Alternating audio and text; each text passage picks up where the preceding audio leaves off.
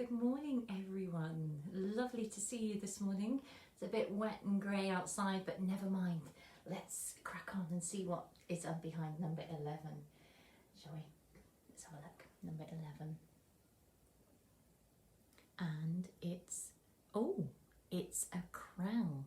Now, do you remember where we left yesterday? King Saul, the big, tall, handsome king that everybody wanted. He started to do things on his own, didn't he? And God was really sad, and God said, okay, Saul, you're on your own. But in the meantime, I need to find a new king. So he asked Samuel, his special messenger, to go to a place called Bethlehem. Now, I think you might have heard of a place called Bethlehem. Yeah. Now, Bethlehem is the place that Jesus ends up being born in. And then, not only that, not when you just get to Bethlehem, you need to find a man called Jesse, said God to Samuel. Now, Jesse was the great, I don't know how many greats to sit and work it out, son of Tamar and Jacob and Abraham. Jesse was in the line of God's special family. That's why God wanted a king from that family, because he was keeping that family safe, and it was a very important family. Now, in those days, when you chose a king, it wasn't because they'd been born into it necessarily, but it was usually someone who was very strong and tall and could be a good soldier, like Saul had been. So Jesse's had 8 sons, and Samuel went to Jesse, and Jesse got out all his sons. Now, the tallest one came, and no, said God, not that one. Then a strong one, no, not that one. And they went through all 7 of the older ones. And then Samuel was a bit confused. Well, God, if you don't want any of these tall, strong, handsome men, who is it? And Jesse said, well, I've got one other son. He's out looking after the sheep. I'll get him in. Now, David was still young. He was just a teenager. But as soon as Samuel saw him, God told him, that's the one. And God said something really, really important. And this is really important. God said, I don't look at what somebody looks like on the outside. I look at their heart. And I want to see a heart like mine, said God. I love that phrase. I want to have a heart like God's, don't you? A heart that loves people, a heart that's caring, a heart that looks out for other people.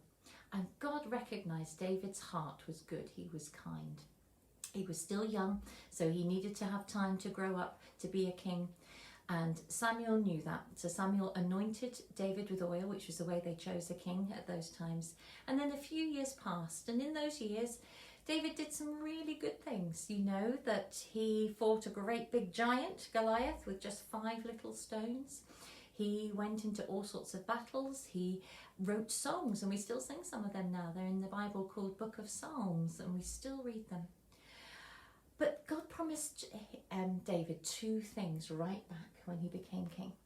One was that one day in the line of David's family, there would be another king that would come and rescue and bring everybody back to God.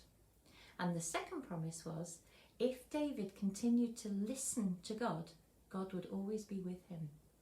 Now, those are 2 really important things, and we're going to find out later on in the month about the first promise. But the second one was okay for a bit. But then, like Saul, he decided that actually he was getting good at things, and maybe he didn't need to ask God for some of the things, and he did some really bad things. You know, he stole somebody else's wife, a lovely lady called Bathsheba. And he didn't just steal his wife. He made her husband go to war so that he died, so that he could keep her. That's so wrong, isn't it? Oh dear. And he knew that that was wrong, and he asked God to forgive him. And you know, God is a very forgiving God, and it took a while, and David did some other things that weren't good.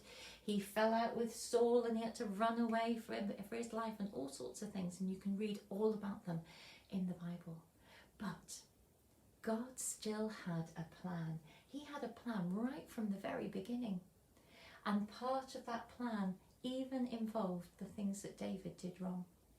And Bathsheba and David had a child, And that child grew up and was very, very important to carry the line of God's special family.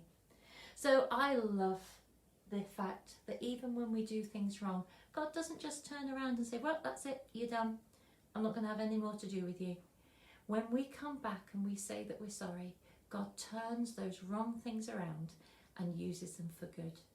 And I hope today that there is something that will encourage you, that maybe you're feeling a little bit down and fed up about something, but actually if you bring that to God, God will forgive, God will replenish, God will restore and turn a bad thing good. And I just hope that that's for you today. Thanks. I'll see you tomorrow. Day 12 tomorrow. Bye.